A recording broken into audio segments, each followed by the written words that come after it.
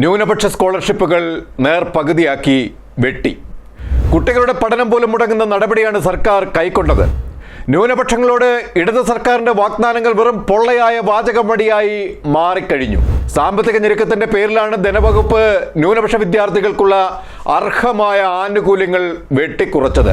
87.63 രൂപ ന്യൂനപക്ഷ ക്ഷേമ ഡയറക്ടറേറ്റിന് സ്കോളർഷിപ്പ് നൽകാൻ 2024-25 പദ്ധതിയിൽ വകയിരുത്തിയെങ്കിലും സാമ്പത്തിക വർഷം തീരാൻ 2 മാസം ബാക്കി നിൽക്കെ ചെലവഴിച്ചത് കേവലം 1.39% മാത്രമാണ്. CA ICWA കോഴ്സ് ചെയ്യുന്നവർക്ക് 97 ലക്ഷം രൂപ സ്കോളർഷിപ്പ് വകയിരുത്തിയിട്ട് 1 രൂപ പോലും കൊടുത്തിട്ടില്ല. 3 വർഷത്തെ ഡിപ്ലോമ കോഴ്സ് ചെയ്യുന്നവർക്ക് അനുവദിച്ച 82 ലക്ഷം രൂപയിലും 1 രൂപ പോലും ചെലവഴിച്ചിട്ടില്ല. കാരിയർ ഗൈഡൻസിന് 1.20 കോടി, നൈപുണ്യ പരിശീലനത്തിന് 5.82 കോടി, പ്രീ മെട്രിക് സ്കോളർഷിപ്പിന് 20 കോടി, നഴ്സിംഗ് പാരാമെഡിക്കൽസിന് 68 ലക്ഷം എന്നിങ്ങനെ വകയിരുത്തിയതിലും 1 രൂപ പോലും സർക്കാർ ചെലവഴിച്ചിട്ടില്ല.